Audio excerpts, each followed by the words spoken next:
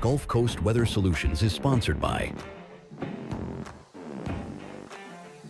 Thank you for making Gulf Coast Weather Solutions one of your go-to sources for weather around the clock.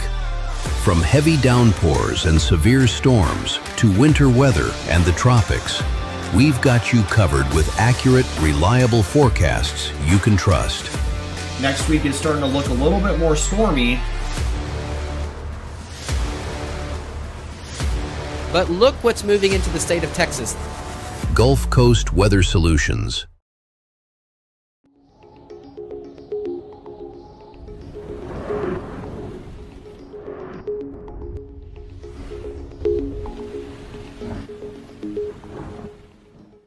Good evening, Southeast Texas and Southwest Louisiana. I'm meteorologist Lucas Bostrick. We're looking at our visible satellite radar over the past 4 hours, sponsored by Tamco Hail Guard.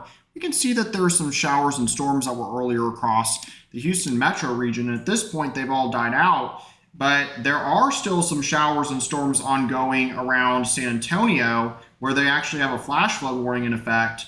Definitely quite a big change compared to what they've been seeing over there for the past few weeks, and we're certainly seeing a much more active pattern here, and we'll continue to see some chances of storms going forward in the forecast. Now, as far as the temperatures out there are concerned, we're looking at much cooler temperatures where it's 72 now in San Antonio, 76 in Austin, 80 in Houston, 78 in Beaumont, 82 in Lafayette, and 76 in Starkville and Jackson. Current local temperatures, we're looking at upper 70s to mid 70s, kind of scattered around to near 80 degrees, lower 80s and mid 80s to some upper 80s right along the coast out there. And the heat index values are only highest right now right along the coast where the temperature is warmer, and so is the humidity. But our 24-hour temperature change out there is certainly looking better, where it's minus 10 compared to yesterday in Conroe, and most of the Houston metro is running about 5 to 10 degrees colder. And then if we go further east, it's running about the same as it was last night, so it's a little bit warmer in our eastern regions around Lafayette and New Iberia. Now, the tropics are getting more active. We do have two areas that we're watching now. The first one on the left is just a disturbance in the Gulf. Just is not very well defined, and it's pretty unlikely it's going to be developing. Now, this area here is one I think we'll have to watch a little bit more. This would be the remnants of Tropical Storm Dolly as it's approaching the Bahamas region, coming up in about about a week or so. And we're going to have to keep an eye on it because the conditions will be potentially a little more favorable down the road, but confidence right now is not very high of anything that's going to develop. So we'll certainly keep an eye out for it. Now, as far as the upper level flow goes, we can see that over the next week, the high pressure ridge that we've been dealing with over us for so long is going to be much further north and east and centered around St. Louis coming up for Tuesday.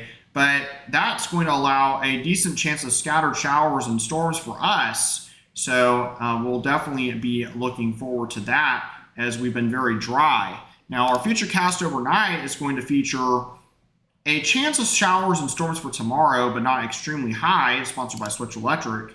We'll see that as we start off in the morning hours, we won't have too much activity, maybe a couple isolated showers out there, maybe one in the Gulf and just east or northeast of Oakdale. Now watch as we get into the daytime, we can see that our temperatures are going to be able to warm up a lot because of a lot of sunshine. And then we'll start to see some clouds start to build like we did earlier this afternoon, which is going to allow some showers and storms to start developing. And they'll kind of spread around throughout the day. We're thinking coverage around 20% or so. And eventually everything will start to die off as we get into the evening hours. Now, low temperatures tonight, sponsored by Soulsby 4, where we can get you one, are going to be in the low to mid 70s out there to mid 80s right along the coast, especially around Galveston. Now, highs tomorrow are going to be hot again in the mid to upper 90s in some places, with a 20% chance of rain for southeast Texas, 10% for southwest Louisiana.